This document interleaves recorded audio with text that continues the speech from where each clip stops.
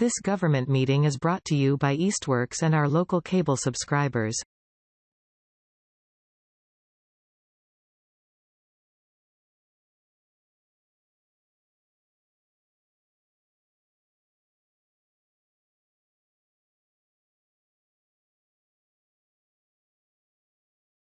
It is 6:01 p.m. I will now call to order the August 25th meeting of the Easthampton Conservation Commission. This meeting is being recorded.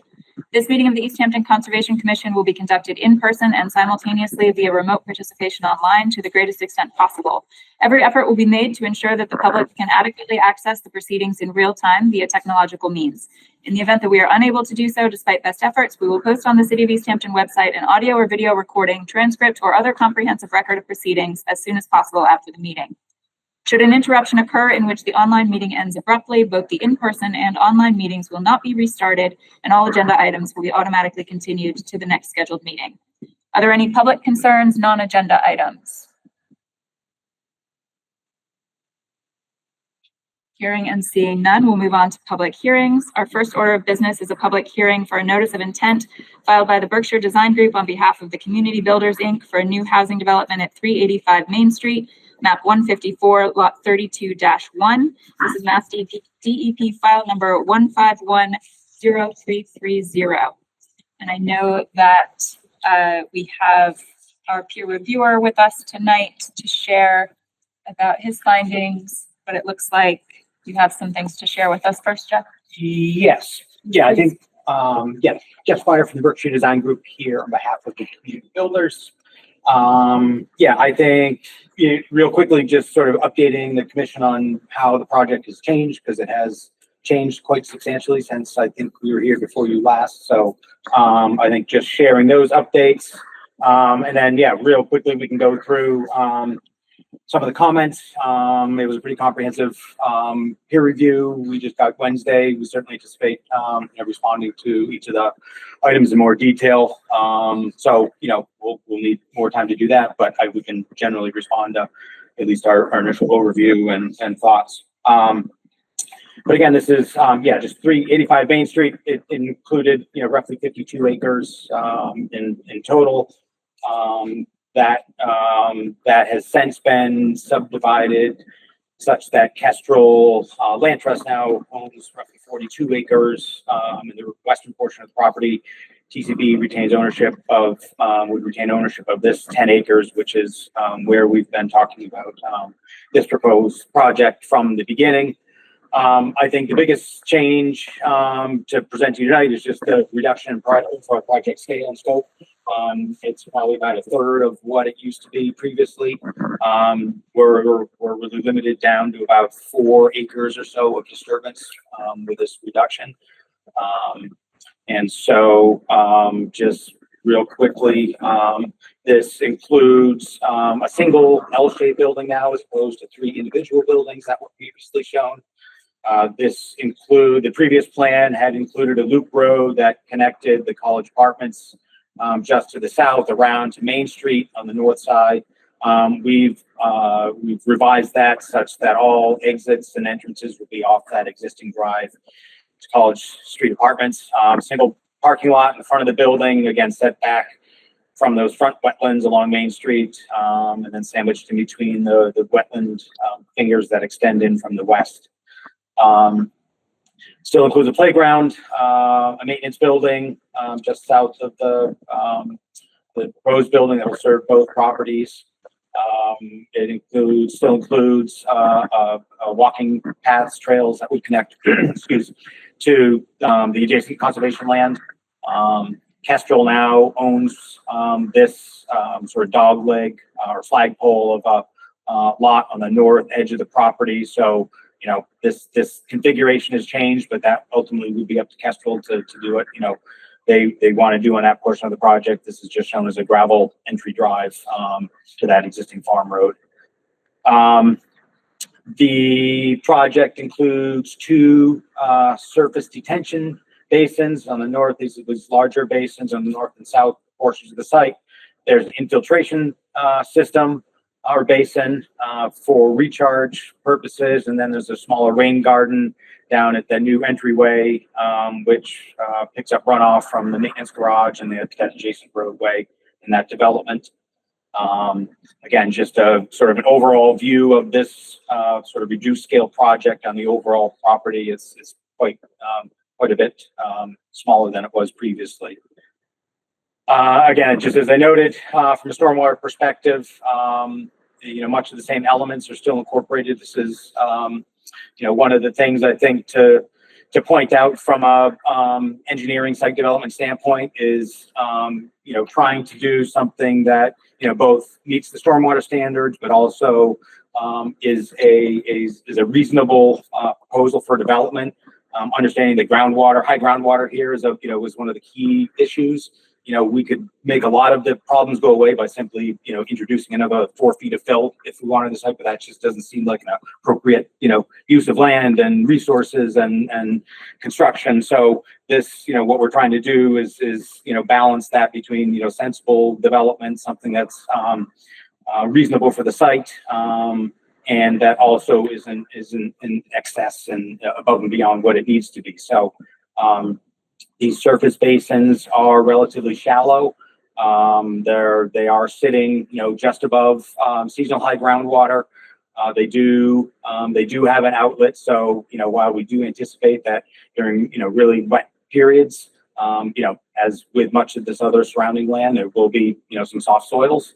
But these do have an outlet and should ultimately drain.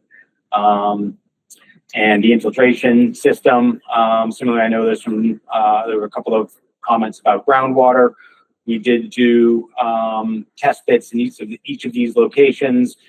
Yes, the ground does slope a little bit in each of those, and whether it follows that surface, of the slope, or is a consistent grade underneath. I think that's just a discussion point. But all these were based on sensible and common engineering practices as far as the revised design goes. Much of this design, and this is one of the I think major points in the peer review, is based on a reclassification of the soils. We had some of this discussion previously, in that the standards under the previous design was based on a portion of the site which included B soils, not necessarily where the development was, but it required us to, recharge and infiltrate a much higher percentage of the groundwater, the stormwater runoff. The soils really look and act like C soils or D soils. And so, one of the exercises that we went through was try and reclassify those soils. We brought in a number of other consultants to that discussion. Did what was possible at the time. I realized that there was a suggestion to do some other permeability tests. That's certainly something that we, would be willing to do. We tried to do those originally, and for whatever reason, OTO was doing those for us, couldn't do those, and I don't know whether it was the conditions or we just need to look into that more, but we'd certainly be open to. So the reclassification, this stormwater design is based on those soil reclassifications, which put these, in a much sort of poorer draining soil group, was the long and short of sort of the stormwater revision. And again, just thought I'd offer a couple of just perspectives of the site done by the architects, just to get a sense of how this compares to the previous project, which is much reduced scale. Still step back to the street with a number of new, trees and landscaping elements proposed to try and buffer the building. Happy to go through comments. Like I said, I think our biggest takeaways, in addition to just going through and addressing all sort of the record keeping and bookkeeping comments, was comments about the soil reclassification. So as I mentioned, we certainly be open to that the saturated hydraulic conductivity test that was suggested. That was in that test that we tried to do and couldn't. We did do a sieve analysis. We did apply typical values for those soils in this design. We feel pretty comfortable with that, but certainly would follow through with that. I would note that at least, and I think the peer review made note of this, is that this design was at least conservative in terms of its modeling.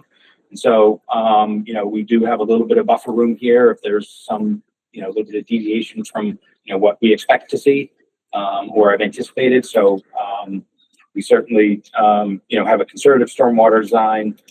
And I think the discussion about separation of the overall project and some of these detention or stormwater features from groundwater is really back to my earlier point about these detention basins being very similar in function and form as some of the adjacent wetlands, so that you can appreciate that during the wet times of the spring or after heavy rainfalls, that those wetland areas, those lower lying spots are a little bit soggy. We anticipate that these would function very similar and eventually dry out. They do instead have outlets, so there is an engineered component to them that should allow them to drain.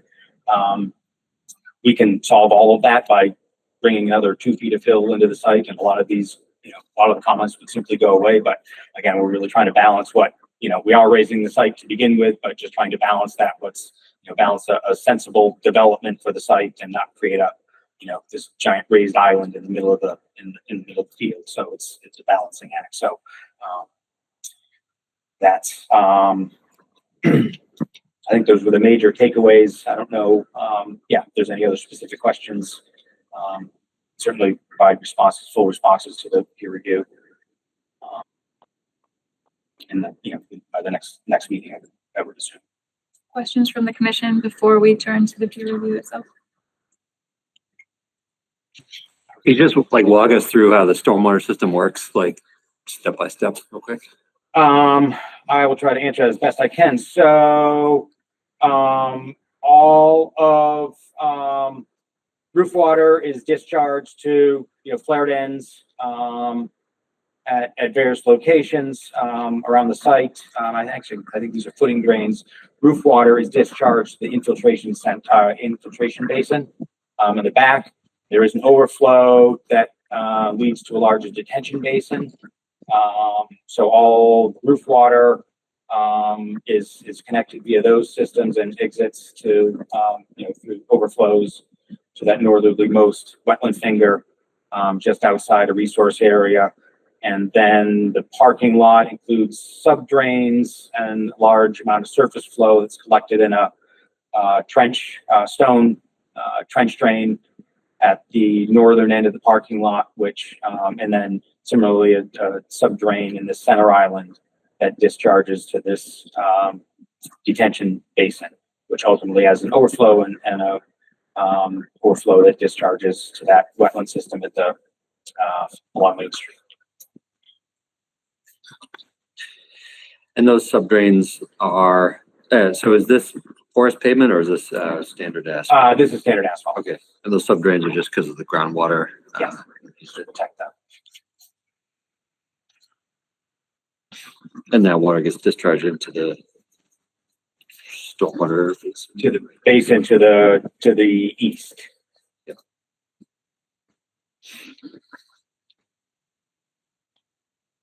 Okay.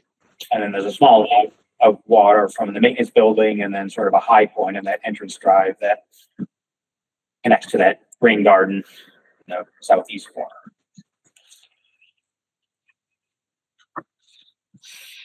Has that groundwater contribution been accounted for in the sizing of the stormwater structures for whatever it might occupy or discharge? I don't know how to estimate that, but they've been sized based on the 210, I forget what exactly 210, 100-year storm up to the 100-year storm at least. I'm not sure if that answers. Well, if the groundwater is steadily contributing a volume of water to the basins from below. Well, these are above, these are a minimum of 2 feet above season high groundwater. Should be 3. Right. The basins are. Yes. Yep. Yep. The drains underneath the parking lot, is that below? Are in that, I believe they should be in that sub-base profile. So they shouldn't be discharging water routinely. Okay. It's really just to protect the pavement. Okay. yeah, those are relevant. All right. Anything else with the stormwater system, or is that basically summarize how it works? I think that's I mean, there really isn't, it's not a overly complicated system. It's really relying on, shallow basins and recognition of high groundwater, and trying to satisfy the infiltration requirements. And then, the like the open space access to the north, like on that right along there, is that part of this application? It's all outside a buffer zone. I mean, But from a stormwater perspective, it really, no, I don't think it would be part of this. It's really that existing driveway is what is there. I think what we're showing is just, compacted gravel, but it really is no different from what's there now. but that would be part of the stormwater permit and approval and all those kinds of things, or not? It's not our site. It's not, so we don't own that property anymore. Yep. Yeah.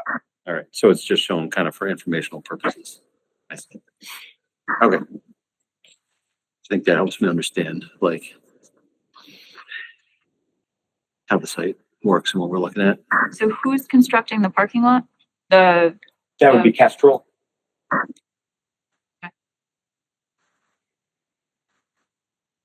And we're anticipating, you may not know the answer to this, Jeff, but we're anticipating that they're going to be pursuing a separate permit. I imagine they would, time they want to develop it. I don't know if they have any immediate plans to do anything there, not that I'm aware of. So yeah, it would have to be.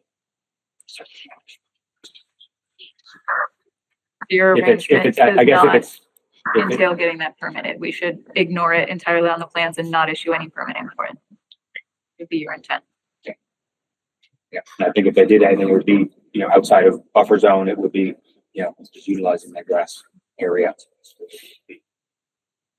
Any development. Does that, Dylan, do you know, does that track with how this is being handled by the planning board? That is one I'm actually not entirely sure about, because I know when the zoning board of appeals granted the comprehensive permit, it was for both parcels, but I think you can separate them out. I don't think that's an issue. But we can get clarity on that between now and the next meeting as well. Okay. And like the walking, I guess if we're talking about that, the walking paths and those kinds of things that go further beyond the that is that part of this application, the NOI, or I think that would be, the intent would be to try and provide some. Because you had a bridge in one of those locations. I think that's something that we would certainly be open to, a conversation with you all about how to best approach that. It could be a bog bridge. It could be, I think for those of you who are out there, there really isn't a significant grade change.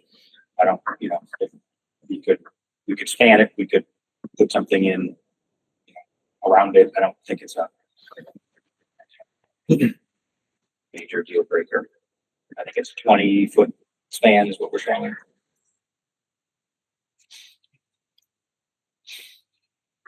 so that is part of this application in NOI. Yeah, it really is just try to provide some connection, some access from this project to that open space. Okay.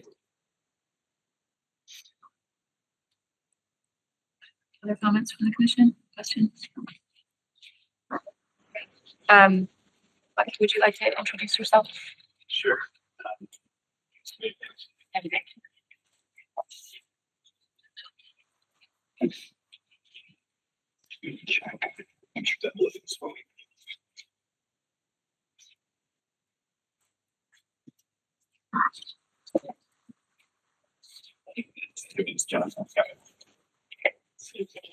Computer to do its job, and then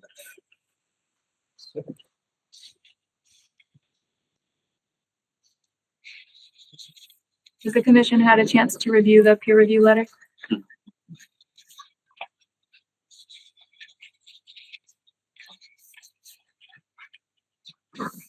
So, good evening. My name is Dr. Sparkle. For those of you who do not know me, I'm a civil engineer. I've been doing this kind of work for about 30 years now, and have worked alongside Berkshire Design Group in projects in the past. I'm familiar with their work, and I'm delighted to help the city of Easthampton with the review of this reasonably complex stormwater management system. It's not that complicated, and it is complicated mostly because the site does, as Jeff mentioned, have some groundwater challenges, and it's relatively flat. And there are two. When I did a design project in the canoe, if it's flat and has high groundwater, that's one of the oh no modes as a designer. So it always does take a lot of extra thinking to make sure you meet all of the rules and requirements around stormwater management. As you know, I have been retained by the city to do a peer review of the stormwater management system. And there's a very long list of things that the city wanted me to look at. So you ended up with a very long letter, which I'm a little hesitant to go through all 15 pages of it tonight, because I think that would take in excess of an hour. Mine just basically reiterating what hopefully everyone has read. What I have done is done a little bit of highlighting and color coding. Maybe I can make this a little bit bigger. I'm not sure if we'll get it to be legible or not. Let's try. All right, that's a little better. Probably the people following along at home can see that better. So the gist of what's going on here in this long and detailed letter is 95% not a big deal. Let me put it like that. It is mostly a couple of typos, some minor questions, things that can easily be resolved or addressed. A lot of it's just I want more information, and I'm confident the Berkshire Design Group is going to have no problem blowing right through the majority of my comments. There are a few things which Jeff has brought up, which do warrant a little attention. So what I'm going to do is I'm going to find the things that I've highlighted and read through here. All right. Let's see. In terms, so I'm just going to go through the red dotted items, and then any questions, of course, that you have, please let's talk about that. One of the things that I noticed in all of the basins, the infiltration basin and the two detention basins, is that they have relatively little freeboard, the distance between the water surface and the top of the berm. There isn't a hard and fast rule over this. Some people work with 6 inches as a minimum. I really like 12 inches as a minimum. Kind of depends on a few factors. None of these have as much as 12 inches, and one of them has 1 inch of freeboard. You cannot build something hundreds of feet long that is within 1 inch of tolerance with construction technology with soil. So I would like to see more freeboard around the basins. That's easy to fix, but it is definitely one of the points that I had some meaningful concern about. Jeff also mentioned that they did, as necessary, do groundwater testing in the vicinity of all the basins. And, you know, as is typical, you do a hole and then you design around that bit of information. But because things are so flat and the groundwater is so shallow and the tolerances are so small, there are a few cases in a couple of the basins where the bottom of the basin is right at the groundwater table. For the detention basin, that's fine. In fact, if you're trying to grow a wetland community, that's awesome.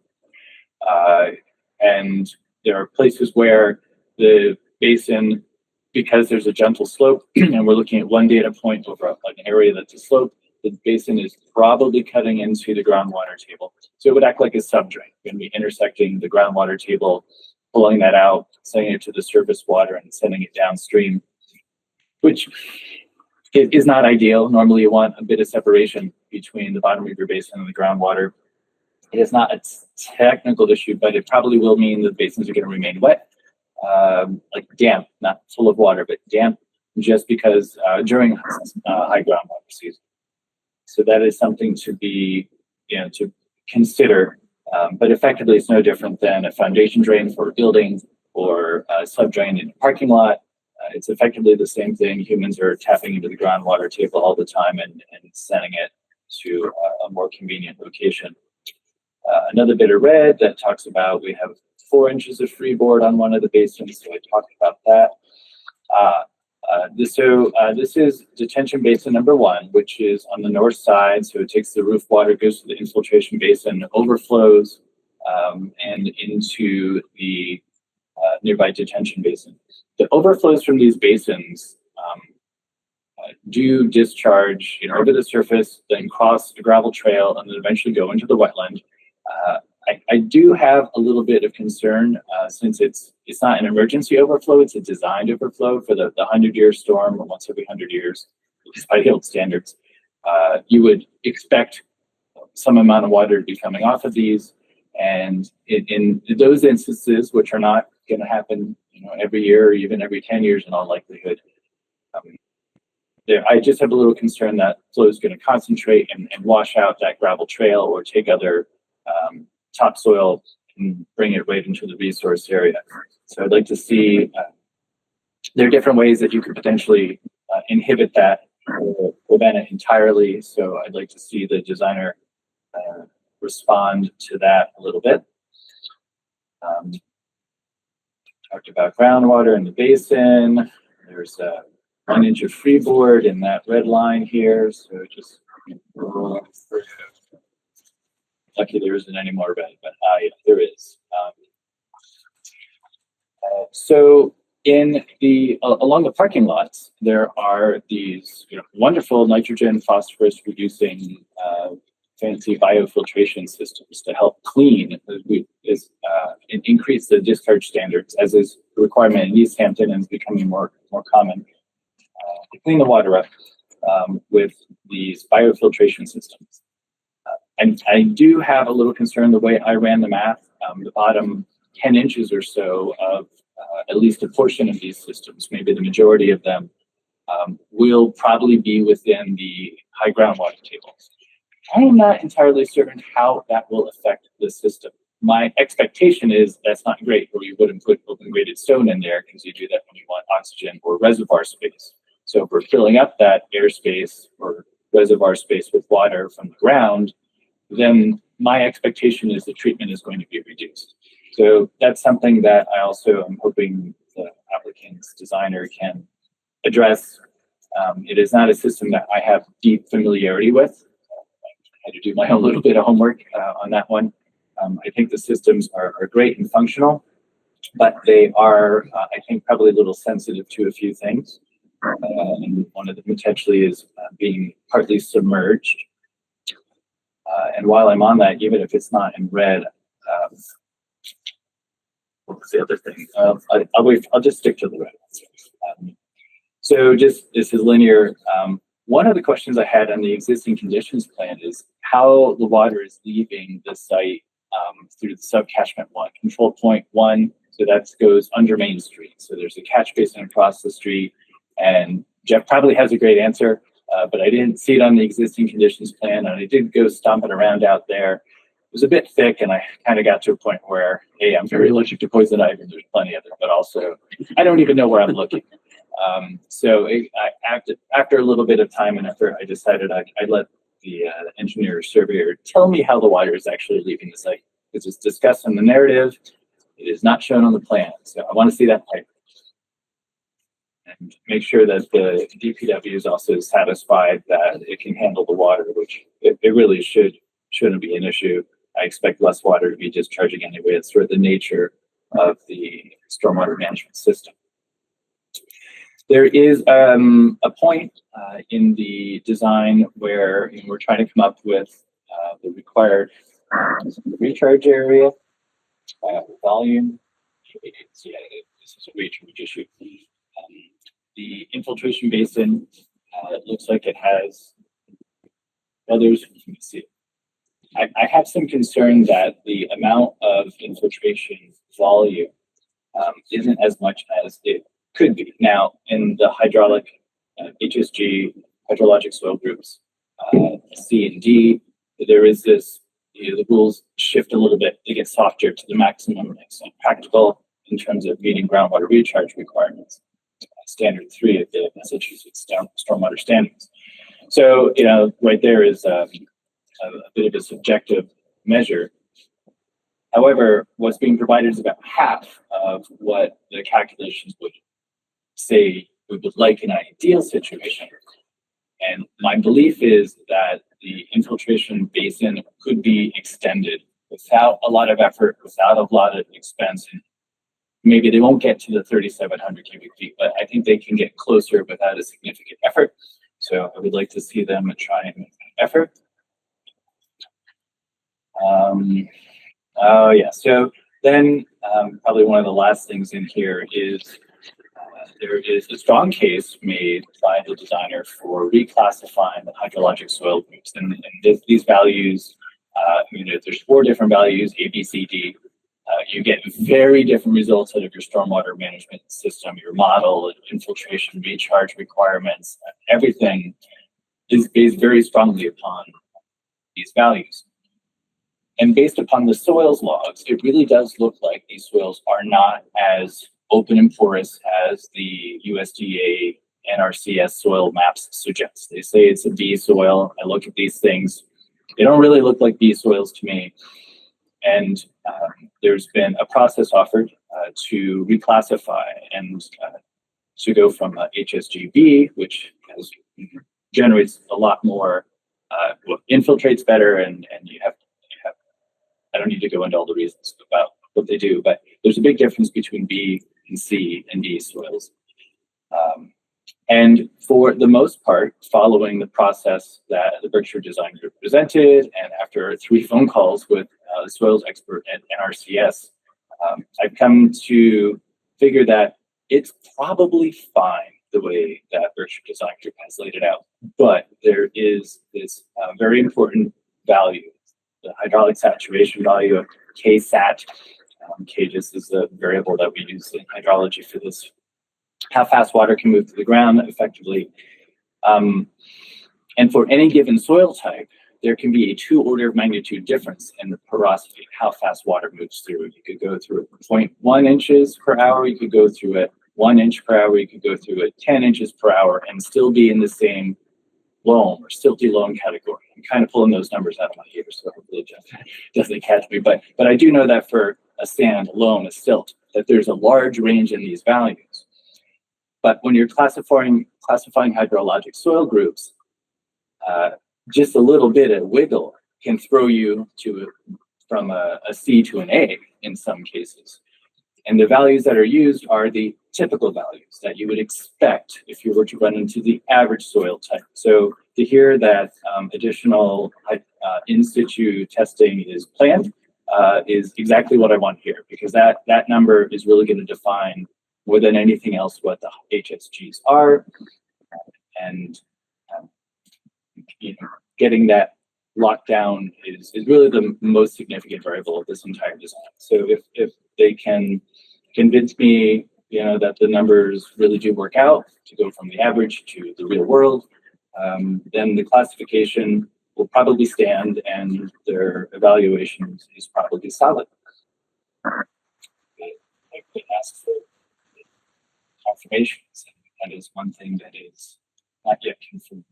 So if I could interrupt for a moment. Perfect timing. Am I understanding correctly from what you're seeing in the soil logs, you suspect they're correct, that C makes sense, but the field confirmation of the KSAT value would be more definitive? Yes, and it is a soft science, but it is a bit of a science. And right now I'm seeing averages being used for the critical variables. Mm-hmm. And I would rather the real variables be applied to the algorithm. Maybe they're going to end up with D soils, and then their whole design is way more than it needs to be. Maybe they don't. It's the thing. I don't really know, and I know if I were them, what I would hope for, but and I don't think there's any problem with their analysis. These variables really just would be determined. Great, thank you. Any other questions?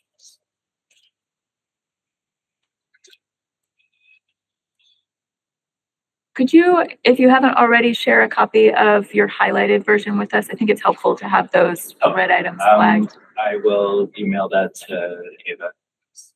That's the contact that I have right here. Yeah, that's not a problem. Happy to do so.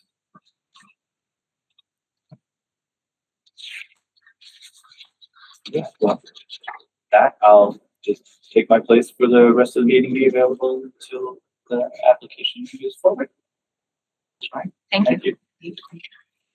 And thank you for your very thorough review. appreciate that. Jeff, any follow-up? I know obviously you need time to actually review and respond to the comments. Yeah, no, I think most of them, our team is going to get together and, present, response to each of them. I just would offer that existing basin, that outlet that you did question. Yeah, there is a 24-inch, concrete culvert that goes under Route 9 or under Main Street. I don't think anybody really knows exactly where it goes, which is the interesting thing. We have done, a fair amount of due diligence to try and find that, but, certainly not increasing the flow of that system there. And there is a pretty well established outlet for that. So, great. Thank you. So, yeah, we'll respond accordingly, and we'll go through all the comments or all the, comments and respond to each. Okay. Oh, yes. Yeah. Yeah, and the bio retention, I think, yeah, I mean, I'm sorry, I missed that. Yeah. No, oh, right, that's right. So, yeah, just that the biofiltration system that we have, and this is just getting confusing with all the components, but that does rely on a portion of that stone layer to be partially submerged. But we can, respond to, the specific details for that system and how it's intended to work. So that was the reason that was designed that way. Okay. So you're comfortable with the next meeting as a time period to respond to comments, or do you want to continue further into the future? I think we can respond from the majority. I think the only one that we would have some uncertainty to is how quickly we can get those hydraulic conductivity test done. We can try to get those lined up as soon as possible. That's going to be dependent on others. So that's the only one I could see that may take some time. So I don't know whether we can certainly respond to the others 2 weeks. So. Your preference is for a continuance to the September 15th meeting? Yeah. Okay. Which I think is actually 3 weeks. Oh, it may be. Yeah, you might be right, because the holiday in there. So Yeah. a motion to continue to September 15th. All those in favor? Aye. So moved. So we'll put you on the September 15th agenda. Great. Thank you for your time.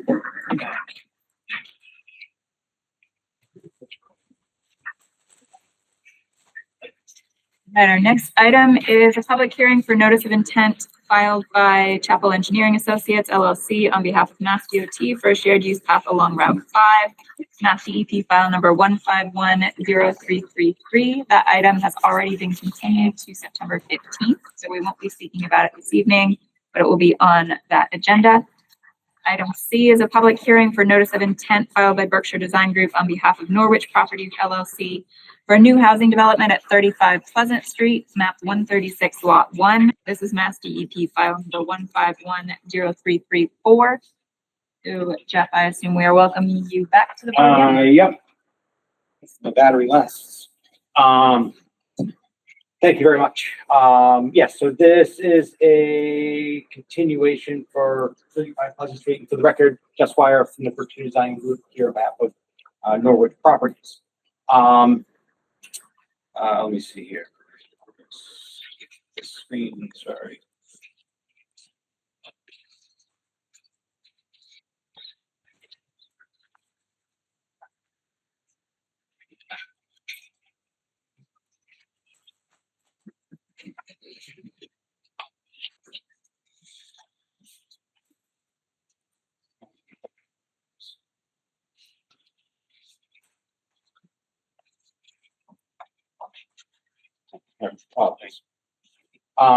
Okay, so, yeah, 35 Pleasant Street. I know there has been some discussion, primarily entailing slope, infiltration systems, adjacent slope. The last comments that, we received from Ava before going on vacation, was, I think there was the sheet, the updated set that I had forwarded to you was missing the last sheet, which showed that outlet stabilization. So I apologize for that, but that was just a sort of clerical error. There were questions about the basements and whether they, to clarify that, I guess the intent is to have basements. I apologize, I may have been misspoken previously. There has been discussion with the building inspector. They will be waterproofed. I think they, we certainly didn't find any groundwater anywhere near, where foundations would be in this portion of the site, the western portion of the site. And for these units, so they're fully waterproof everything. If there is, for some reason, field conditions that merit a major concern, they may revisit that, but they don't anticipate doing any more than just waterproofing the exterior basements. And that discussion, at least, has been had with the building inspector, from my understanding. So, Jeff, if I may, I just want to make it clear that if there was a need to add foundation drains or anything that would contribute to the stormwater system, that would be a major adjustment down the road that we need to come back and revisit. Absolutely. So Yep. I would just advise that you get as clear as you can on that before proceeding. Yeah, no, I don't think there's any intent to put some pumps in, putting drains. So if field conditions for whatever reason change substantially from what we anticipate, certainly they would need to revisit something and review that with you. And then, so lastly, it really was about the clarification of the, horizontal separation of the infiltration trenches. And these are these trenches that we were showing around a lot of the units to accommodate roof water. I know that at least the standard that was being referenced was in the stormwater handbook, which I'll point to in a minute, but just while I've got this up, this red line you can see cutting through the site, that's roughly 100 feet. So just showing, that is 100 feet from the top of the slope. So just sort of demonstrating where that would force any infiltration trenches to occur. And this is the back and forth that I had sort of previously alluded to with that we had through the superseding order of conditions, and something that I mentioned to Eve on Wednesday when I saw her on the site visit. But so the infiltration trenches, dry wells, any of these basins all fall under the DP handbook under the infiltration BMPs. So it's dry wells, it's infiltration basins, infiltration trenches, leaching dry wells, linear systems. There's a whole number of different infiltration BMPs that they include, and the requirements and sort of standards for each are spelled out. These are right from the handbook.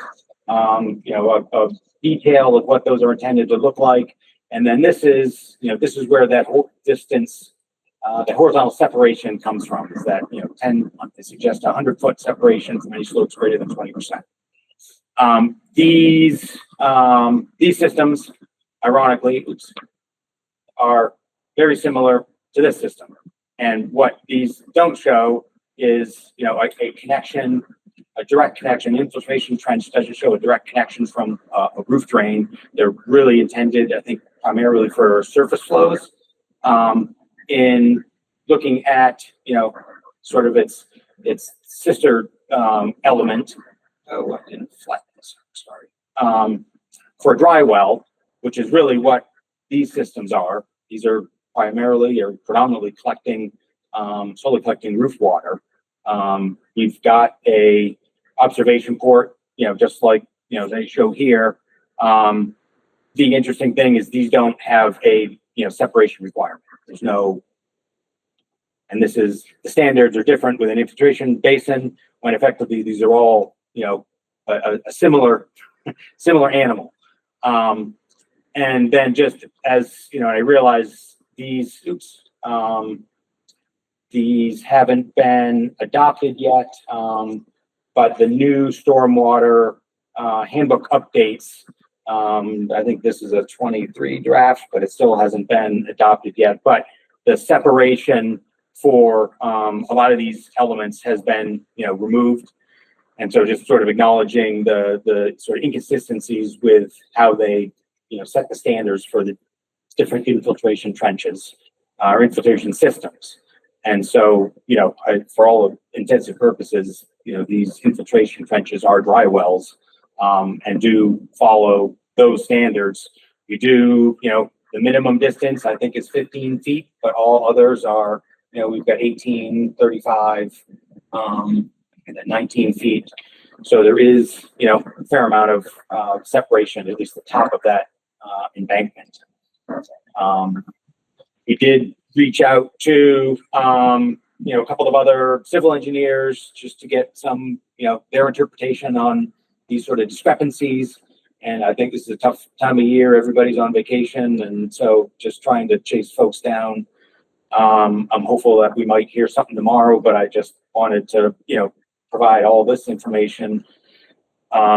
Because this is, I'm not, it's going to be impractical to, I think, get all this roof water to an infiltration system or trench, a dry well, whatever you want to call it.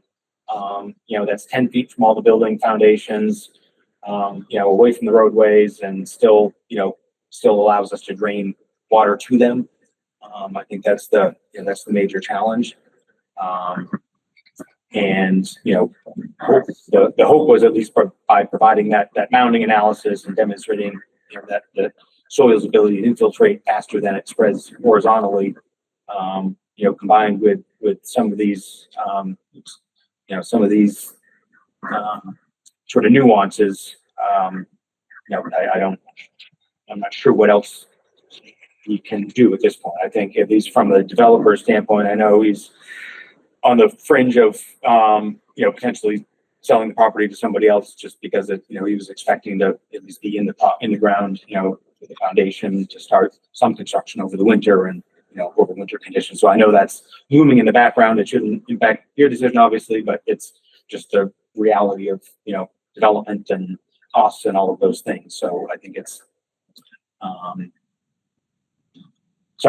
think open up to any comments or thoughts. And So Jeff, my read of the stormwater handbook and the confirmation we received from DEP is that they do view that as a firm standard, not a suggestion for the system that you have proposed. And I can tell you that historically, from everything I've seen, the city does not allow infiltration that close to a slope, even on their own projects. They have backed away from that because the advice that they have gotten is that it is not reliably safe to deviate from that standard. And my understanding from the city engineer's comments, not having spoken to her myself about this matter, is that she was not satisfied with what she saw in the mounding analysis or the responses to the specific questions she asked as follow-up, to have confidence that that could be used to provide a reason to deviate from that standard. So that's everything I know about where we stand on that issue now and what we're thinking. But at this point, I don't think we have anything that would sway us from adhering to that strict standard. I don't know if anybody else has comments on that. Yeah, I guess I'm not, I mean, we did talk with city engineer, with Diana and, building inspector, this morning, today's Monday, this morning, understanding that she just returned from vacation also, so hasn't had, a lot of time, but it was really pointing out some of these same nuances, and she acknowledged that she'll need to, review this further, and did want to understand, some of the slope, some of the separation of the trenches to the top of the slope. I'm not aware that there was a city standard for separation. At least it hasn't been. It's not a standard per se. I'm just telling you what the precedent is from what we've seen. Yep. I guess the only other thing I would offer is, if a project can't infiltrate on this site, it's going to be almost impossible to do anything here, because all the stormwater right now outlets through that one pipe in the back of the site. And I would imagine that any redevelopment project would want to eliminate that outlet.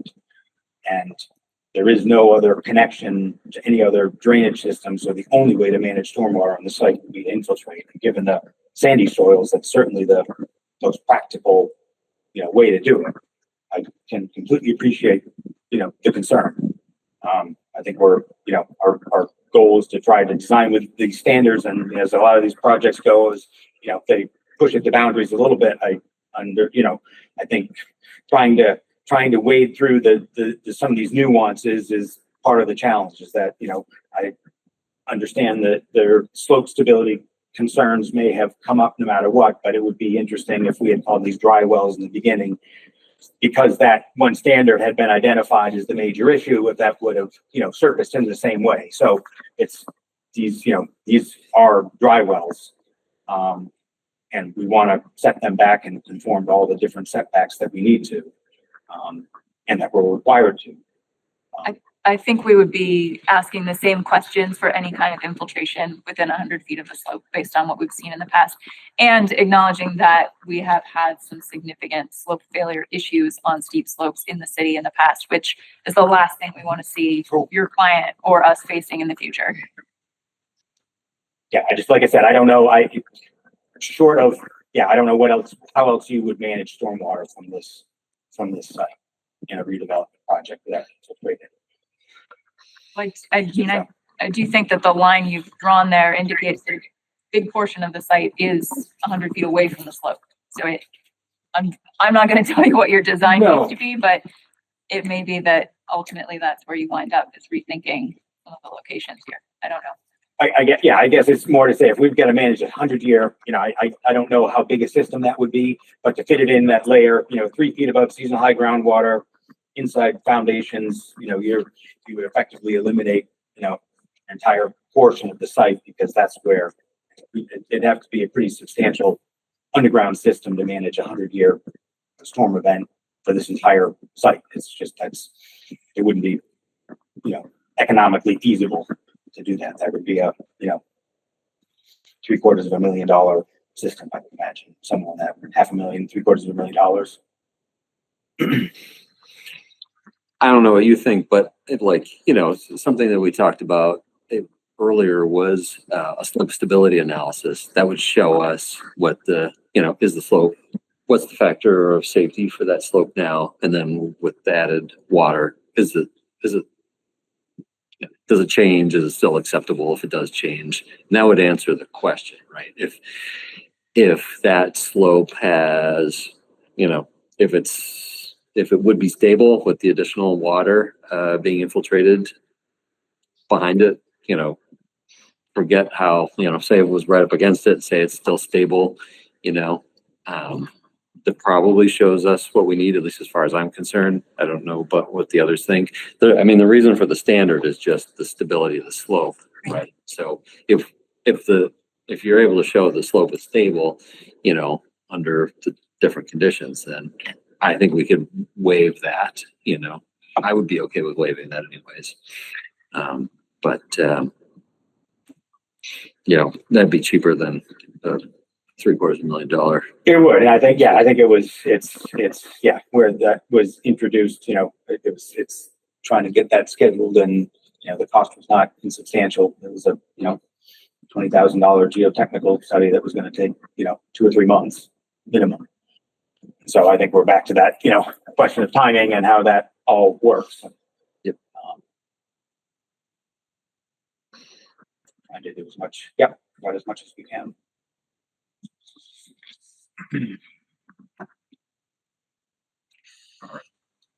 Any further comments on that issue? Nope. If we could turn, please, Jeff, to that, the gully restoration detail. Yep. I did not, and correct me please if I'm missing it, but I didn't see any indication here of what your plan is for revegetating that area. And so I don't know how that interacts with the particular treatment, I forget what it's called, TRM or something that you've proposed. Can you walk us through that, please? Sure. So all these mats are intended to be vegetated. They're just embedded in the soil, so they all have some form of seed cover on top of them. This at least notes that that mat treatment needs to occur, and that it needs to be, seeded, per the planting plan, which, here, the planting plan is where that seed mix is highlighted. But it's that, area here, oops, directly over the culvert, and it includes the same seed mix that we were including over the, other portions of that embankment, as part of that restoration plan. Let's see if I have the full plan set with me. But that hasn't changed at all. That's the original, or at least the restoration area that we had shown previously.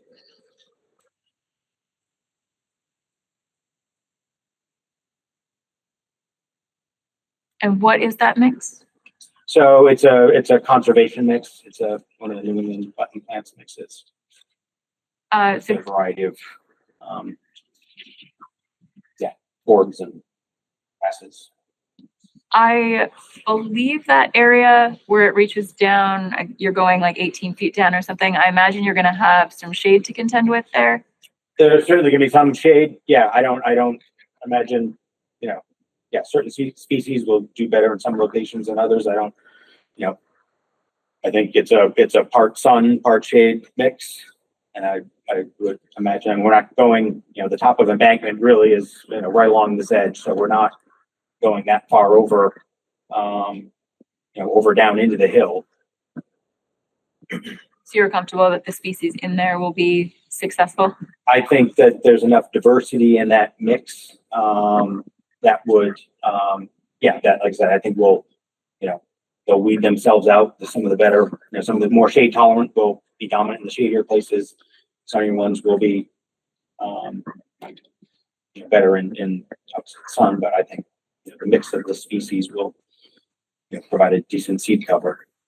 And that is an area that before it was damaged, presumably would have been covered by trees or shrubs. So how long would you predict under your restoration plan it will take for that to regrow to better match the community around it? I think most of this now is either lawn or pavement. Some of it is. I'm talking specifically about the gully restoration area. Oh, okay, just this. Right. I mean, I would say within 2 seasons, you'd have a pretty robust, stand of, it's all herbaceous material. So I would think that by the second growing season, it would be pretty healthy. But I anticipate that historically, before that was damaged, which we're looking to restore to, it would have been shrubs and trees. So without planting any, what should we expect relative to reaching that restoration state?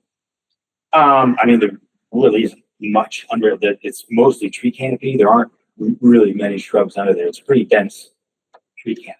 I imagine there's going to be some invasive management, certainly, to keep invasives out of there. If a maple or some other native species sees itself, I certainly imagine that could be left to grow, but there isn't a whole lot of understory or shrub cover in there. It's a pretty high canopy. So I'll turn that question to the commission then. Are you all comfortable with a seed mix as the end result for the restoration of that gully relative to the surrounding habitat there? It's a really shaded area, so it's gonna be hard to get anything to really take off. I mean, we'll have That's, a criteria for a certificate of compliance, and if it doesn't establish sufficiently, then and something else. If adding some additional shrubs, I mean, we do have a number of shrubs along that embankment, so if it seems like that would be a preference, adding some. Is that material that's proposed something you can plant shrubs into, or? Yes. Okay. Yeah. So I We think can certainly put some shrubs in there. from my I don't have a problem with perspective, that. I think that would probably be Sure. more reflective of the surrounding conditions and the long-term goal there. Yeah, this is certainly an extension of what we're proposing. I think we've got some dogwoods and other things that Mhm. have a root system that would help stabilize that further. Okay, so if you could update that gully restoration plan then to indicate that, that would be helpful. We also had concerns of the 18-foot reach because the gully does go further down that point, and how did it get down there and do anything, or whether that's going to be left the way it is, just to a road right down. Yeah, that's another good point. Was that something that was discussed at the last meeting? Yes, there was concerns about the 18-foot excavator reach and whether that was enough to really control the whole gully that we witnessed on the site visit. Yeah, unfortunately, I just don't have any good suggestions as how to, control soils or deposit soils further down that gully due to lack of access. I imagine some will certainly, tumble down a little bit, but try and compact it and lift so it can. I thought Ava was gonna go back and walk down there and kind of try to get a better sense of it. I don't know if she did that before she left on vacation. I'm not sure if folks could hear. Sarah said she thought Ava was going to go back and walk down there to get a better sense of, I think you said, of how far down the 18 feet extended. Yes, I did and not how check. manageable it would be to do anything down there. Sorry, Sarah, give us a moment. We're not hearing you except out of the computer on the table, which is very faint. I'm sorry, I said that I think she also wanted to get a sense of how manageable it would be to work below the 18 feet in person. Okay, Sarah said she also thought Ava wanted to get a better sense of how manageable it would be to work further down the slope below the 18 feet. So yeah, as Jay said, he didn't hear anything about Ava confirming that, neither did I. So that may still be an open question. So just the question was, okay, an excavator drops a pile, could some handwork get it another 10 or 15 feet down, further to help close up that gully?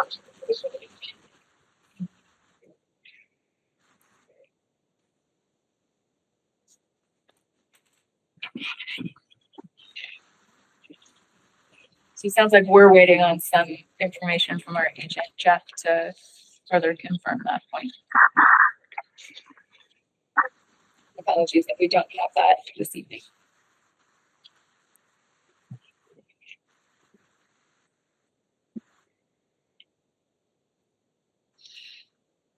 I think, I forget it was last meeting or a couple of meetings ago where we talked about the goal is just, the goal of the restoration of the gully is to just make sure that it's stable. Stable.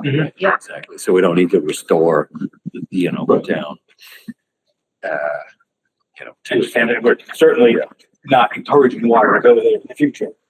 So that will make a huge difference. Versus a point source now that is doing quite a bit of damage. So we don't give lifts. Would we want them to put in some seedlings, saplings, as lifts go up? Well, this isn't, what's proposed is a different system. It's not soil lifts like we've seen before. And so I'm not familiar with the system. So I think Jeff is going to need to provide a plan and recommendation based on what can be planted into the system they're proposing.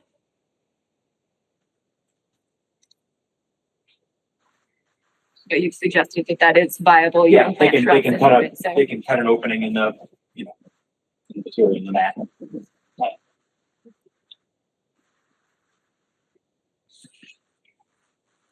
So since we're on the planting plan, I had a couple of questions.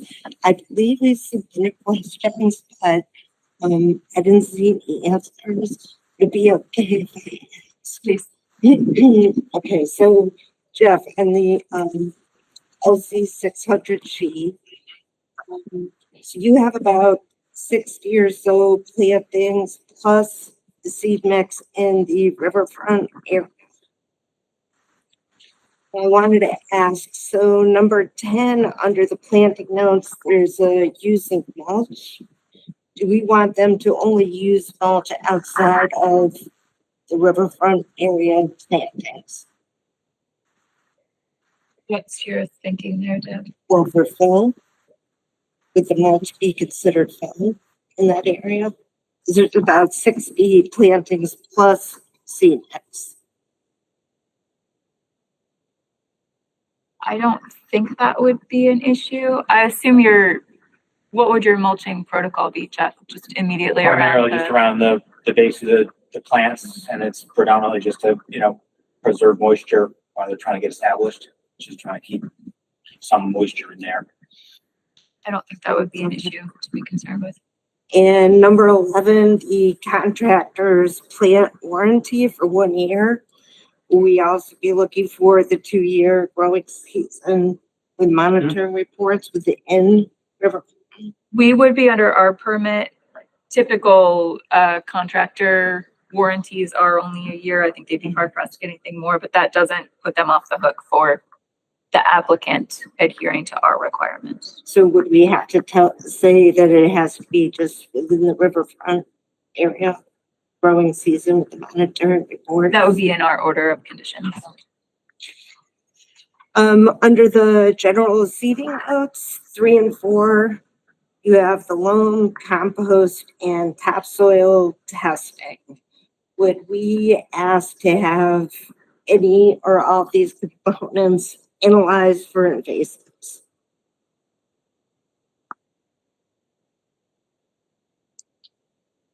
That's a good question.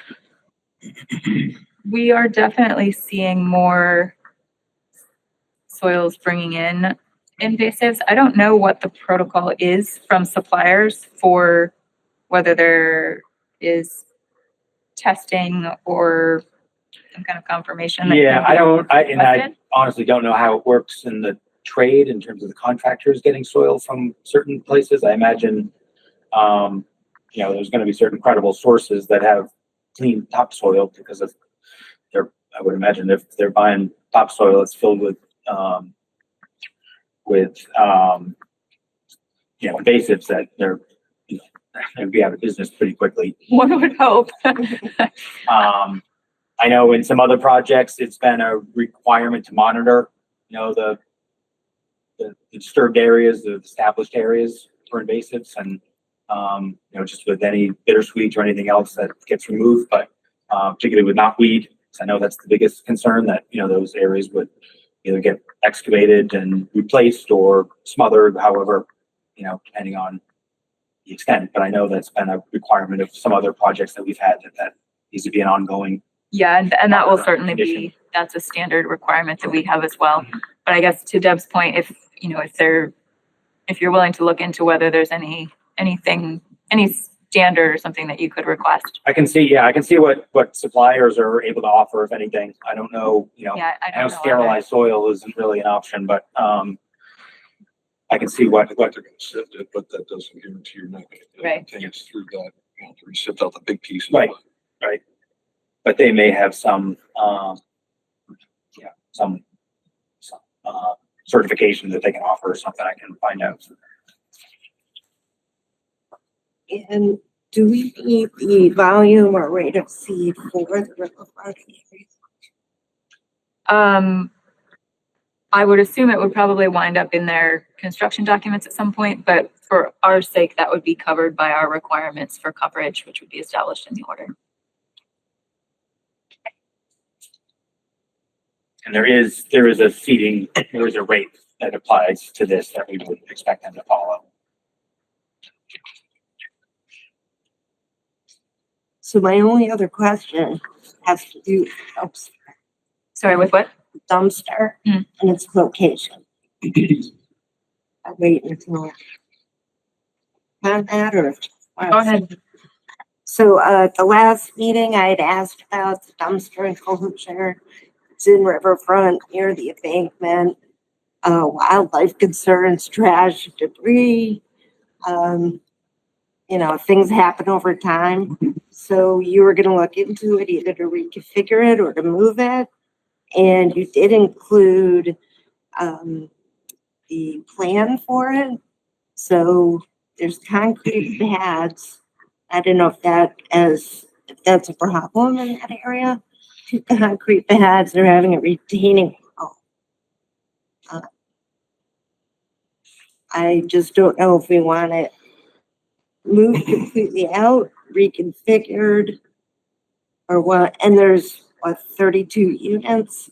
I know this does go to the planning board, that's more their purview, but in that area with that amount, I wanted to know if we could ask to have it reconfigured. So where is it proposed now? The configuration was here, just so that they could back trucks up to it. Okay, and that is still the. Yeah, location, where correct? it's without, I mean, it's really without putting out in front of, somebody's unit or at the dead end that we need for, emergency access. It was hard pressed to find another location that was, would provide both access and, a little bit of, separation. Certainly we've got an 8-foot, enclosure and gates around the entire thing. There would be some sort of keypad or something, the way to access the pedestrian, door on it for residents. But, Jeff, it's this is Kevin from Five Star. If you Hold don't mind, I just wanted to. Having Oh. sound issues. Nobody can really hear you other than myself or anyone sitting directly next to me. I don't know why. I can tell you one thing, Dylan, just if you don't mind, you can relay it. That dumpster is only serving the 9 church units. All of the individual units will be having be served by trash cans that are in the garage with individual pickup. So that it's not the entire development using those. It's just the 9 in the church. So that's, Sorry, We didn't catch that, One Kevin. more time, Kevin. I'll go ahead and relay it if folks can't hear it.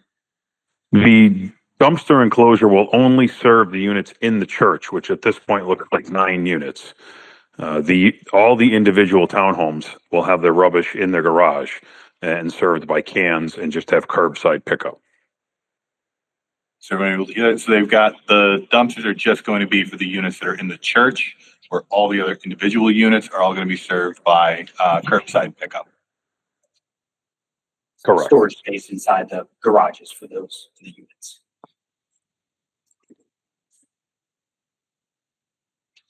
So then it just comes down to, it's in Riverfront. Is it proposed within existing paved area? Can you confirm that? Hard to tell. It's real close. Yes. Okay. So I think given that it's already a paved area, Deb, I wouldn't have particular concerns about that. I think the biggest issue we've talked about is wildlife getting into it, and that would be the biggest reason it would spill over and into our resource area. So I think it sounds like that's been addressed with the fencing and enclosure. Is there something we could put in either our conditions or the homeowners about if there is, debris scattered or some kind of a problem, that be the homeowners' duty to make sure it's clean? Picked up, or I'm not sure we can do that any more so for this development than I could say for my neighbor. I think we're relying on the good faith of people to do the right thing in terms of keeping their trash where it belongs.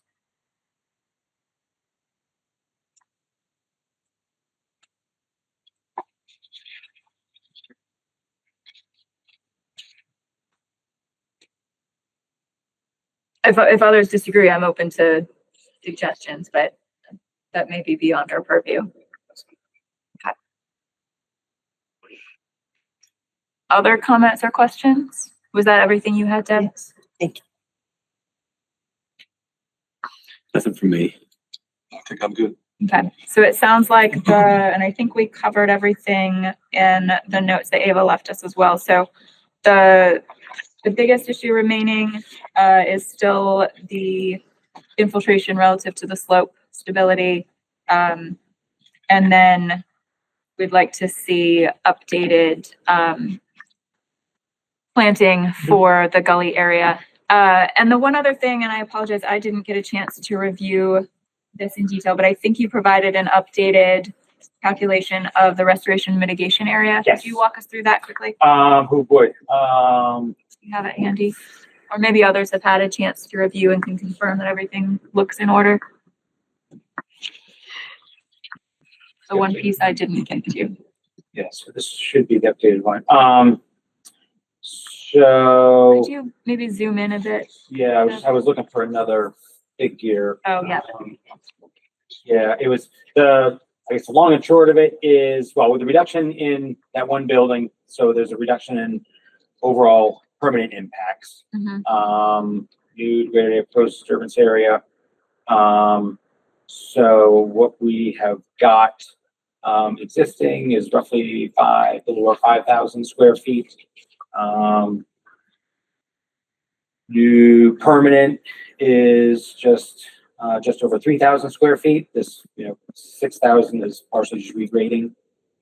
So if we're comparing, what's impervious in that riverfront area now to what's proposed, there's a reduction. So just to clarify your symbology, the darker shading is the new degraded area? Is the new impervious area. Okay. Right. Yeah. And the light shading there where you're in the center is All of this within is the existing footprint of pavement? The lighter sort of hatch is just the overall extent of work. So these are areas that we've just got to blend in grades. Yep. It's a temporary disturbance. But these highlighted yellows are the impervious area that matches what's, so the impervious area that strikes this existing site. So the difference, go down one? Yep. The difference between, oh, I see. The difference in color is just building versus pavement. Right. Sorry, I thought you were indicating something different. Okay, yeah, Two yeah, no, shades I'm of sorry. yellow. Yep. No, Gotcha. these are all Okay. intended to be the same. Yep. Okay. And then the other was to just, bringing up the redevelopment standards, for lots, particularly with riverfront on lots, degraded prior to 96, is that there's the 10% riverfront area. So technically we wouldn't need to do anything on here. At 10% of the area, is 10% of this, let's see, 10% of the overall riverfront area is 21,000 square feet. And so we've only got 5,000 square feet as of 96. So there's still a big gap there that we wouldn't need to provide anything, but we are at least providing mitigation, restoration and mitigation. 7,000 square feet. So, Well, you are still required, because you're advancing towards the riverfront, you are still required to provide mitigation for that. Sure. Or towards the river, I guess. yeah. Okay, so it looks at first glance like we have everything we need there now. But I'll have Ava follow up if there's anything from her she needs. Yeah, I didn't get anything back from her. Okay.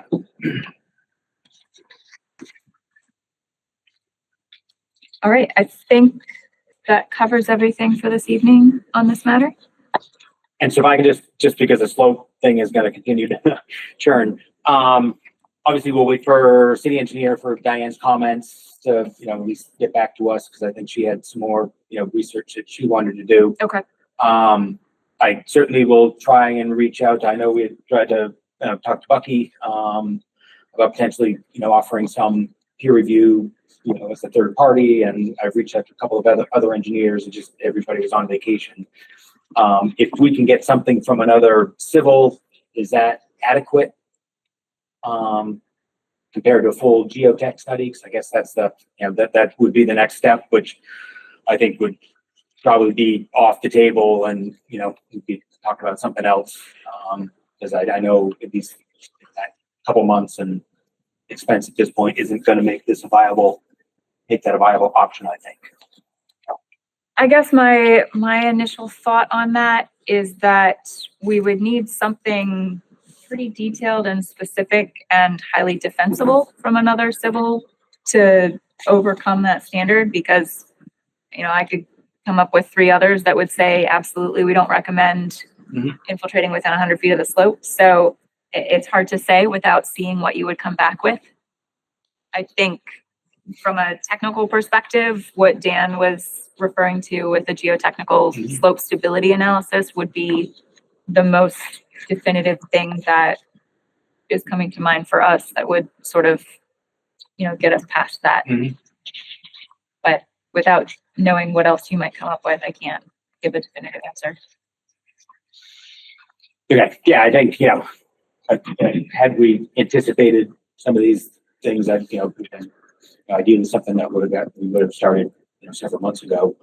Well, I think we have been talking about this issue Well, for several months, so. Well, yes, and I think it's been trying to figure out the nuances of, where some of the requirements coming from, because a lot of it is referencing the stormwater handbook, which again, I just walked, so it's really trying to, suss out what the major concern is. If it is all about, the stability of that slope and it's nothing else, it's a slightly different thing than the proximity of the infiltration trench to the slope. It's related, I get, but I think, it's a slightly different analysis.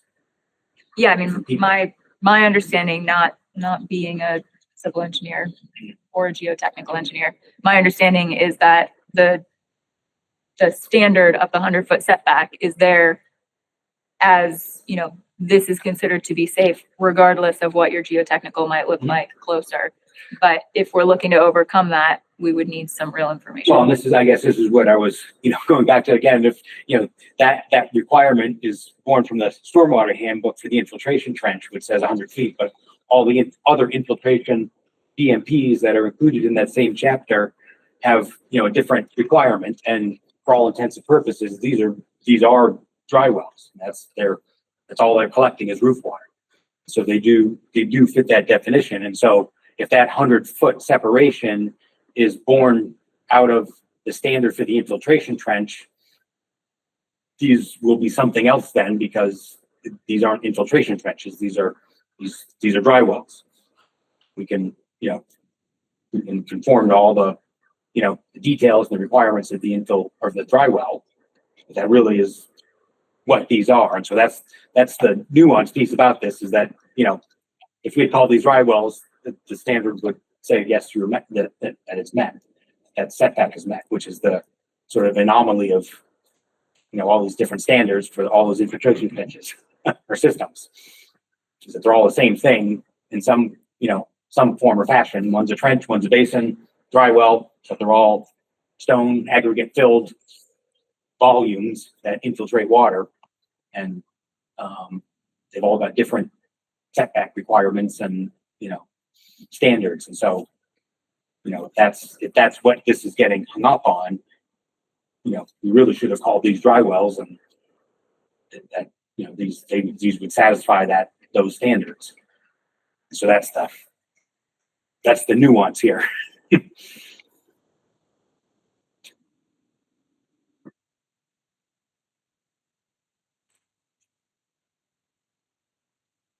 We had a similar project in with that superseding order in Northampton, where we had an infiltration system adjacent to a short, steep slope. And this whole discussion came up because we originally had an impermeable barrier to prevent water from bleeding out, but that was creating other issues. And so that, through their determination or their issuance of the superseding order, we had made the assumption that, it is based on certain conditions that, would result in the breakout or the concern for water bleeding out of the slope. And we didn't get a direct response from them other than, issuing the superseding order in concurrence with, our interpretation. I don't, we've tried. Everybody acknowledges that the current handbook is deficient in many ways, and this is one of those nuanced pieces of it that I know they were working to correct, and I think start to with at least, newer handbook with the newer standards, which are, much more conservative and, than the current one. So that's the challenge here. Understood. Not to open up any more cans of worms, but I mean, so right now it's like a couple, however many square feet of impervious cover at the top of the slope, but it's all going out through a pipe. So, the stormwater standards are there to, like, or at least some things like this, those kinds of requirements for the implementation of these things is to, I'm sure nobody did any math to say it should be 100 feet away, but somebody's probably like, oh, sounds good. Like if it's closer than that, then it probably should be looked at closer. But like what is maybe been in the back of my mind, but hasn't, it's not something we've said explicitly out loud, is infiltrating that, going to porous pavement with all of these parking areas is really increasing the infiltration to the site a lot, plus adding, loads for the structures on top of it. So like, it's not just one infiltration trench, and what is the impact of that on the slope? It is all of this infiltration over this whole area, so it's like a lot. Even though I don't know if the porous pavement actually has, I forget if there's anything in there about how close it should be to a steep slope or whatever. It's probably nothing, it's an old handbook or whatever, but that's part of the concern, is all this extra water going into the ground with the steep slope right nearby, and what it comes down to is just protection of the environment and public safety, so just want to make sure that it's not be an issue.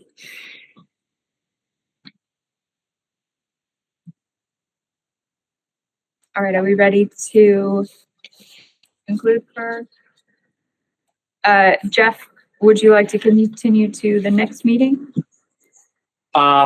Sure. Yeah. I mean, I think we've got maybe one more shot. Beyond that, I think it's going to get tough. So we can try to see if we can rally anybody up and find somebody. I think, yeah, time frame is going to be the challenge. Okay. So we're looking for continuance to September 15th then. We're going to continue to September 15th. Second. All those in favor? Aye. Carries. We will see you then. Great. We appreciate you having these on the same night, at least. All right, our next order of business is a public hearing for abbreviated notice of resource area delineation filed by Fleetwood Environmental on behalf of Sovereign Builders, Inc. for map 120 parcel 18 at Torrey Street and 14 Pine Hill Road, Mass DEP file number 1510336. That item has also been continued preemptively to September 15th, so that will be on our agenda then. We have no requests for certificate of compliance. I am not aware of any updates on enforcement actions unless other members of the commission are. Okay. Moving on then, likewise with Ava not here this evening, I don't believe we have any open space updates unless there's anything on Echo Dale West, Jay. There was just this note, but I'm not sure if it's an old note or not. Yes, that was an older note. Yeah, about speaking with Mike Jones about. I don't think we have anything there. Move on. Moving on to compliance updates for active projects.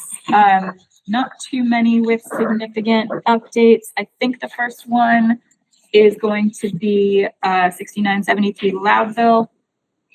I'm going to reintroduce yourself for the record, please. Sure.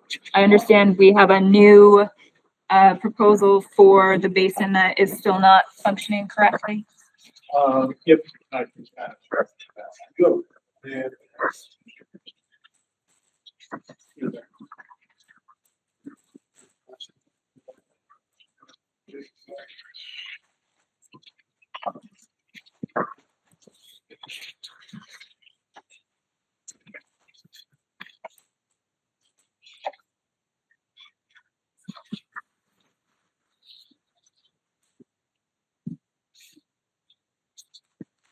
think for the sake of getting it on the recording, you may need to get a little creative about where you stand here.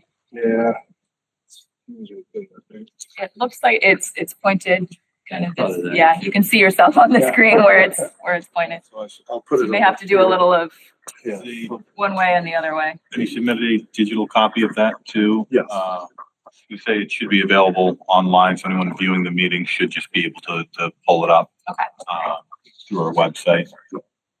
Yes, this is the information that was submitted as advised.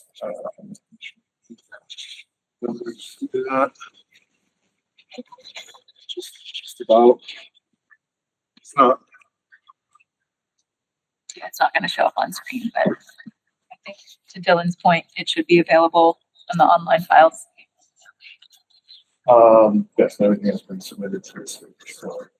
Um, Good evening, Philippe Crable, Arlevec Associates, here tonight for the updates to the stormwater basin at Stepler Crossing. I just wanted to kind of give the commission kind of, we've been in front of the commission a number of times, so just kind of where we're at this point. So obviously the Stepler Crossing, 16-year road. There's the stormwater basin that collects the runoff from the roadway, conveys it to the basin, and which is acting as an infiltration basin. We have been monitoring, so we've been in front of the commission before because it's basic. The water is collected through the catch basins, conveyed to the basin. The basin is infiltrating the runoff. It's coming down to the rate at which the basin is infiltrated. So it's coming down to the 72-hour time frame for the dewatering of the basin. We have been monitoring this since kind of the basin was quote unquote completed in the fall. And we've monitored it through the fall, winter, spring, and now the summer months. I have some additional information here that I brought with me to the meeting. I brought copies I can distribute to the commission here in a second. Those are probably not available online, but I can distribute them to Ava, make them available. But it's just the photos. So the basin itself, what we have right now is, and so when we were monitoring it in the spring, especially post-winter, through that very wet May, which, you know, I think it wasn't 72 hours without rain in May because we were getting so much rainfall. I mean, it would always come down to about 2 inches in the main basin area. Arguably, the sediment forebay wasn't constructed to the same elevation. It wasn't. It was left low, but it should be at the same elevation as the rest of the basin. So that seems to hold a little more water. Or water longer because it's at a lower elevation. The main basin was about 2 inches of water after those 72 hours through the spring. Now, obviously, through the drier late spring and summer months, the basin has been functioning relatively well. I mean, I went out there today, and that's the data that I have that I kind of want to distribute here to the commission. Just pass on these sheets here. One is a letter submitted to Diane, just summarizing what's being proposed to the basin. Sure. This was, even did have this. Oh, you didn't have that in the file, so you already have that. Which is fine. Okay. This is rainfall data from just last week. Yeah, no, this is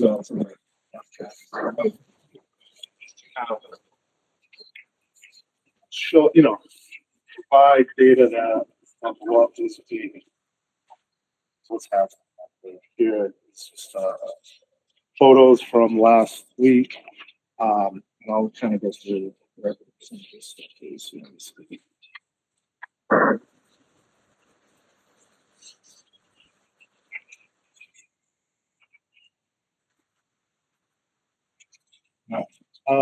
So these just kind of monitoring last week. So last Wednesday into Thursday, we received about 1.25 inches of rainfall, about 1.23 inches that you can see on the blue sheet, which is rainfall data pulled from the NOAA website for Barnes in Westfield. So I know rainfall varies, but it was the closest gauge station that I could get to where the basin is. So in that amount of time, that's where the pictures come in. So we went to the site the day after, and that's the August 21st photo. And then earlier today is the August 25th photo. So the main basin area has, you know, other than some intermediate low points throughout the basin, it was it's draining out at a rate, between those two photos, it drained down about, 10 inches, I would say, because you can tell by the riprap, the water elevation on the riprap that separates the sediment forebay to the main basin. That's about a foot tall of riprap. So the water drained down that much within that amount of time. So the basin, that's all to say that the basin it is infiltrated. Like the water is infiltrated. What we're trying to do is eliminate the standing water after 72 hours. So what we're proposing, and we've run this through by Diane, and we have an email from Diane that seems like a reasonable solution, is to raise the bottom elevation of the basin with a sandy, well-drained materials similar to what's there, and have it closer so that the volume of water that needs to be infiltrated from the outlet to that bottom of the basin is less. So right now, as it fills up, especially in the spring months when we get more rainfall, it was just 8 inches wouldn't drain down in 72 hours. But if we can cut that down to 4 inches, it would drain in 72 hours. You would have a drier bottom. That's really the gist of what the proposed changes are. They're to raise the bottom of the basin and to adjust the outlet control structure by raising the orifice just slightly so that we maintain the recharge volume. Because one of the things that we have to contend with is also providing meeting the stormwater standards. Which has had a lot of discussion with tonight. So meeting the required recharge volume. So we can't put the bottom of the basin at the outlet elevation because then water, arguably water comes in, water goes out. But you have to retain and infiltrate a certain volume of water. And so, but it's getting that volume of water down to a level that can infiltrate the inside. So to summarize, raise the bottom of the basin and modify the outlet structure slightly to just raise the orifice a little bit so that we maintain the recharge volume. So when you say it reduces the vertical water volume, you're relying on the fact that you're engaging basically a larger cross section Correct. of the floor. Okay. Yes. Yep. And what are you proposing for the timeline to do the modifications if approved? We want to catch the growing season in the fall because part of the previous discussion was the stone embankments and loaming and seeding the stone embankments. So the spring got a little busy. That wasn't done in the spring, so we want to catch the growing season now in the fall. So that would be done in conjunction with these modifications. So try to get this basin done and functioning here. As quickly, not too quickly, but one more change. Yeah, and that was going to be my follow-up question. We would certainly want to see the banks loamed and seeded as we've been waiting for. I have seen the email confirmation from Diane Rossini that she felt like that was a reasonable approach. Obviously, we're still going to be looking for confirmation of success before releasing the certificate of compliance. But other comments, questions from the commission? That doesn't affect the peak flow control or? No, I ran all the numbers again. There's still plenty of volume in the basin to control peak discharge rates. So peak discharge rates are the same. The overflow of the level spreader that we have installed under the previous revision, I haven't seen any water in that, other than the water that's tributary to it right from the slopes around it, just like moisture in there, but I haven't seen that full. So basin seems to be functioning. We just have to get it dry in 72 hours.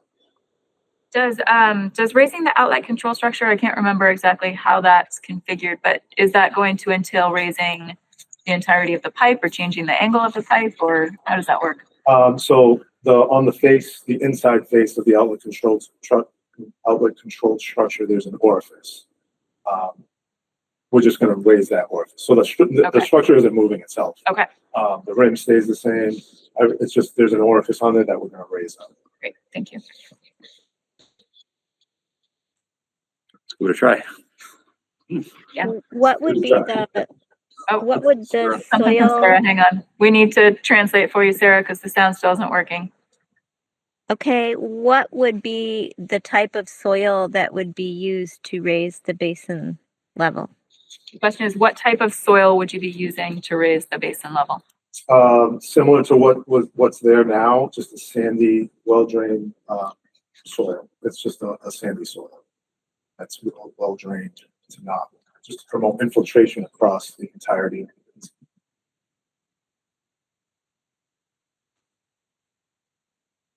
Any further questions? Deb? So you're loaming and seeding the banks with the stone, or is the stone still being? We require that the stone be removed. The stone's coming out. We're gonna loam and seed the banks, but which, we're gonna do everything. Right. That's it. Thank you.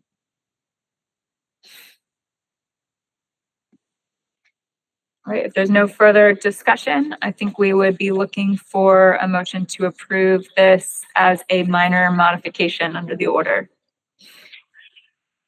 Motion to approve the requested changes, minor modification under the order. Do we have a second?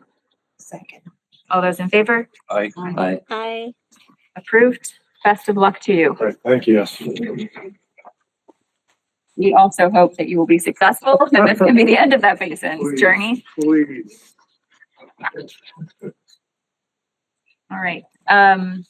Hey, did you have anything in your notes about other updates? That was the only one I remember being critical for this evening.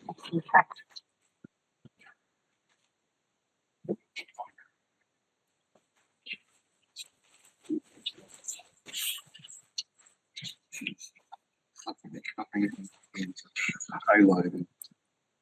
Did anybody else have other updates? In general, Ava said she didn't think there was anything else urgent that couldn't wait until the next meeting. Okay. All right. Moving on then to general business, I think we do have minutes to accept from August 11th.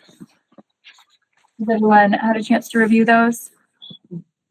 Any comments, questions beyond edits that have already been submitted? Did Deb take care of it? Yes. Okay, that's good. As she always does. Thank you. Do we have a second? Second. All those in favor? Aye. So moved. Thank you. Wetlands ordinance discussion. I will give a brief update there. The working group met again. I don't know, maybe it was 3 weeks ago now, I think. And since that point, Johanna Stacy in planning has pulled together some additional updates and revisions. And the working group all has those now to take a look at. And I believe we are meeting again. I think it's in 2 weeks. I don't think it's next week. But it's basically the same update I've had before. We're working on refining, going back and forth and sort of proactively anticipating concerns that may come up with a lot of good input from planning.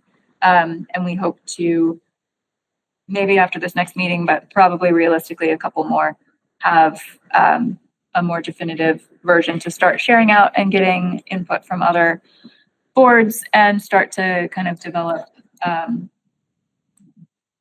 that sort of iterative back and forth to get buy-in and address things to make sure that we feel confident that it's something that we can actually get approved. So that is my vague update as we continue to work on that.